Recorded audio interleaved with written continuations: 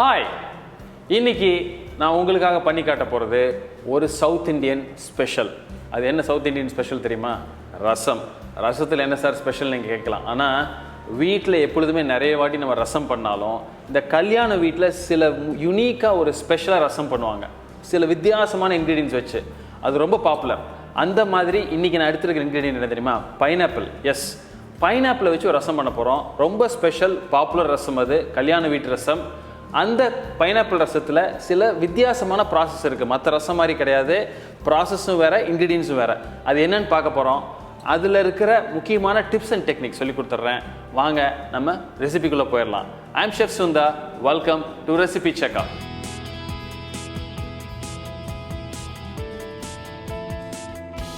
இந்த ரசம் வந்து 2 stage process. மற்ற எல்லா ரசம் மாதிரி தான்.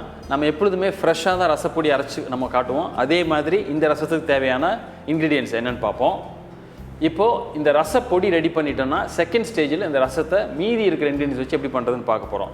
முக்கியமாக ஒன்று சொல்ல வேண்டியது, இந்த பைனாப்பிள் செலக்ட் பண்ணுறது. இப்போ நீங்கள் என்ன பண்ணுங்கன்னா, இந்த பைனாப்பிள் ரசத்துக்கு வாங்குகிற ஃப்ரெஷ் பைனாப்பிள், இந்த அன்னாசி பழத்தை நல்ல பழமாக பார்த்து வாங்க. அப்படின்னா தான் அந்த ஃப்ளேவர் உங்களுக்கு வந்து ஈஸியாக கிடைக்கும். ஏன்னா நம்ம அதில் வேறு எந்த ஆர்டிஃபிஷியல் எசன்ஸும் சேர்க்கல. ஒன்லி அந்த ஃப்ரெஷ் ஃப்ரூட்டில் இருக்கிற அந்த ஃப்ளேவரை தான் எப்படி நம்ம அழகாக எடுத்துகிட்டு வரதுன்னு காட்ட போகிறோம். ஸோ அதுக்கு தேவையான மொத்தமான இன்க்ரீடியன்ஸ் என்னென்னு பார்த்துருவோமா?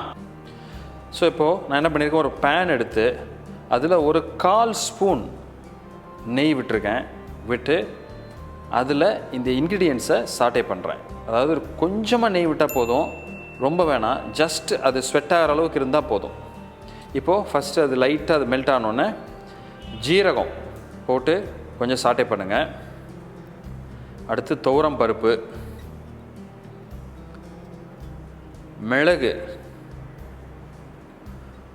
அப்புறம் காஞ்ச மிளகா. அப்புறம் இது ஓரளவுக்கு நல்லா கொஞ்சம் வறுத்து கொஞ்சம் சாட்டையாகி கொஞ்சம் இதானோடனே இப்போது கொத்தமல்லி. ஸோ இப்போ எல்லாத்தையும் கொஞ்சம் சாட்டே பண்ணுங்கள். இது என்ன ஒரு பர்டிகுலராக நீங்கள் ஒரு ஸ்டேஜ் பார்க்கணும் அப்படின்னா, இந்த மிளகா வந்து கொஞ்சம் கிறிஸ்பி ஆயிடணும். அப்படின்னா தான் உங்களுக்கு பவுடர் பண்ணுறது ஈஸியாக இருக்கும். அப்படி ஆச்சுனாலே மற்ற இன்க்ரீடியன்ஸ்லாம் லைட்டாக ஃப்ரை ஆயிடுச்சுன்னு அர்த்தம். ஓவர் ஃப்ரை பண்ணிடாதீங்க. ஜஸ்ட் ஒரு மீடியம் ஹீட்டில் வச்சு நீங்கள் வந்து வறுத்துட்டே இருந்தீங்கன்னா கொஞ்சம் இது மாதிரி ஈவனாக ஆயிரும். ஸோ இப்போ நான் இது என்ன பண்ணுறேன், இதை ஒரு ஹேண்ட் பவுண்டரில் போட்டு இடித்து வச்சுக்கலாம்.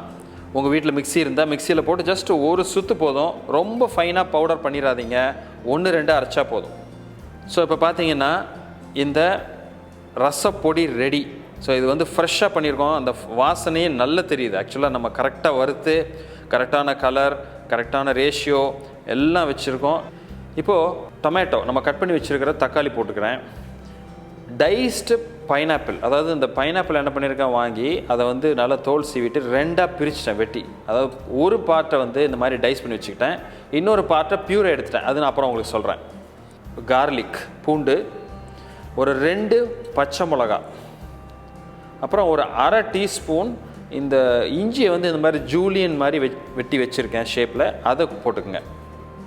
ஒரு 2 ஸ்ட்ரிங்கு நல்ல கருவேப்பிலை போட்டுக்கிறேன். இந்த கருவேப்பிலை பார்த்தீங்கன்னா குச்சியோடு போடுறேன். ஏன் அப்படின்னா இந்த மாதிரி போடுங்க, ஏன்னா இந்த கருவேப்பிலை குச்சியில் வந்து நல்ல ஃப்ளேவர் இருக்கும். இது நல்லா கொதிக்குது இல்லையா, அதனால் இதில் இருக்கிற ஃப்ளேவர் நல்லா வரும். பின்னாடி எடுத்து வெளியே வச்சிடலாம். பட் இது யூஸ் பண்ணுங்கள், வேஸ்ட் பண்ணாதீங்க. இப்போ நான் என்ன பண்ணுறேன், நான் வேக வச்சுருக்கேன் தால். யூஸ்வலாக நம்ம வந்து சாம்பார் அண்ட் ரசம் பண்ணுவோம். ஸோ இந்த மாதிரி நீங்கள் தால் எனிவே சாம்பாருக்கு வைப்பீங்க, அந்த தண்ணி யூஸ் பண்ணிக்கலாம். இங்கே வந்து நம்ம தால் போடுறதில்ல, ஒன்லி அந்த தால், அதாவது அந்த பருப்பு வேக வச்ச தண்ணி மட்டும்தான் யூஸ் பண்ணுறோம். இப்போது நான் பைனாப்பிள் பியூரே எடுத்து வச்சுருக்கிறத ஆட் பண்ணுறேன். இது எப்படி எடுக்கணும்னு உங்களுக்கு டவுட் இருந்ததுன்னா ரொம்ப சிம்பிள். நான் ஏற்கனவே சொன்ன மாதிரி பாதி பைனாப்பிளை டைஸ் பண்ணி ஏற்கனவே ஆட் பண்ணிட்டேன். மீதி இருக்கிற பாதி பைனாப்பிளை 1-2 வெட்டி ஒரு மிக்சியில் போட்டு தண்ணி ஊற்றி நல்லா அரைச்சிருங்க. அரைச்சிட்டு அதை ஒரு ஸ்ட்ரெயினரில் நல்லா ஸ்ட்ரெயின் பண்ணிடுங்க. 1 வாட்டிக்கு 2 வாட்டி பண்ணிவிட்டு புளிஞ்சு எடுத்துட்டிங்கன்னா இந்த தண்ணி தான் pineapple puree. Very simple. So இப்போது ஒரு நல்ல ஒரு மிக்ஸ் கொடுத்துட்டு இன்னும் கொஞ்சம் வாட்டர் ஆட் பண்ணுங்கள். இதில் எவ்வளோ வாட்டர் வேணுமோ அந்த அளவு இப்போ நம்ம வாட்டர் ஆட் பண்ணிக்கலாம். யூஸ்வலாக பைனாப்பிள் வந்து ஒரு புளிப்பான ஒரு டேஸ்ட் இருக்கும், ஒரு ரா ஃப்ளேவர் இருக்கும், அது ஒரு டேங்கி ஃப்ளேவர், ஒரு நாக்கு அறுக்கிற மாதிரி ஒரு ஃப்ளேவர் இருக்கும், ஒரு சென்ஸ் இருக்கும். அதனால் இந்த பைனாப்பிள் ரசம் எப்பொழுதுமே நல்லா குக் ஆகணும். அதாவது யூஸ்வலாக ரசம் வந்து நம்ம கொதிக்க வைக்க மாட்டோம். ஆனால் பைனாப்பிள் ரசத்தில் ஒரு முக்கியமான ப்ராசஸ் என்ன, ரொம்ப முக்கியம், அது ஒரு 5 நிமிஷம் நல்லா கொதிச்சிடணும். அது ரொம்ப முக்கியம். அப்படின்னா தான் இந்த பைனாப்பிள் நல்லா குக் ஆகி, இந்த பைனாப்பிள் பியூரே எல்லாம் குக் ஆகி உங்களுக்கு ஒரு ஸ்மூத், ஒரு பியூட்டிஃபுல் டேஸ்ட் கிடைக்கும்.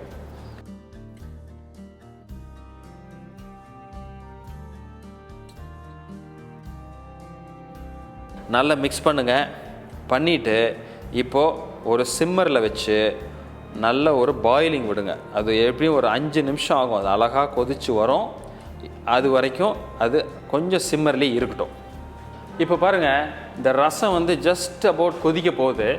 அழகாக ஒரு எல்லோயிஷ், ஒரு நல்ல ஃப்ராத்தாக வருது. யூஸ்வலாக நம்ம என்ன பண்ணுவோம், நார்மலாக ரசத்தில் இந்த ஸ்டேஜில் நம்ம ஸ்டாப் பண்ணிடுவோம், கொதிக்க விட மாட்டோம். பட் ஆனால் இந்த பைனாப்பிள் ரசம் நான் முன்னாடி சொன்ன மாதிரி ஒரு எக்ஸம்ஷன்.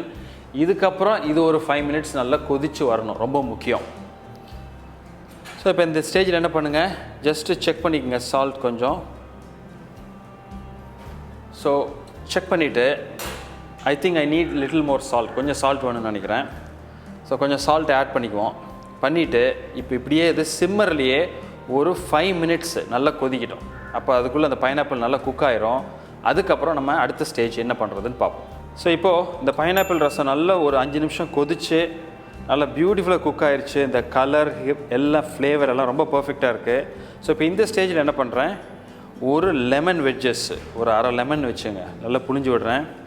இப்போது அடுப்புலேருந்து எடுத்து ரிமூவ் பண்ணிவிட்டு இப்போ நம்ம அந்த டேம்பரிங் தாளிக்கிறது எப்படின்னு நம்ம பார்த்துருவோம்.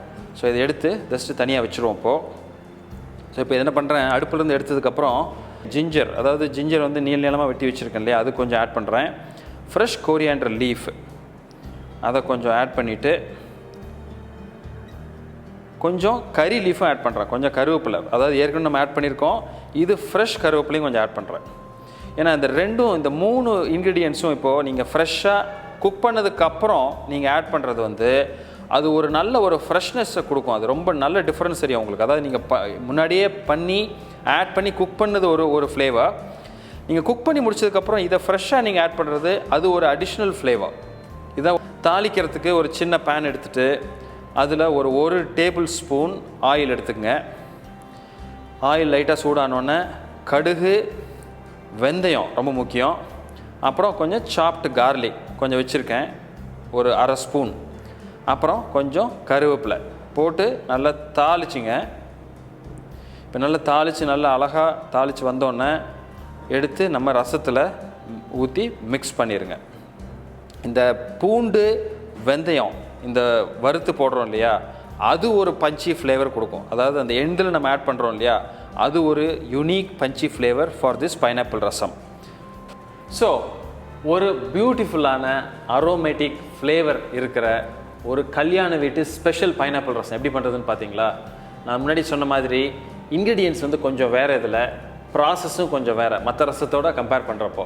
இதில் ரொம்ப முக்கியம், நம்ம ஒரே விதமான இன்க்ரீடியன்ட் ஆட் பண்ணாலும் அதை 2ஆக பிரித்து குக்கிங் ஸ்டேஜில் ஒன்று, ஃபினிஷிங் ஸ்டேஜில் ஒன்று ஆட் பண்ணியிருக்கோம். ஏன்னா இந்த பைனாப்பிள் ரசத்தில் ஸ்ட்ராங் ஃப்ளேவர் அப்படின்னு எதுவுமே கிடையாது. ஆனால் இந்த நேச்சுரல் பைனாப்பிள் ஃப்ளேவரை நம்ம எப்படி வெளியே எடுத்துகிட்டு வர போகிறோம், அதுதான் ஒரு குக்கோட சேலஞ்ச்.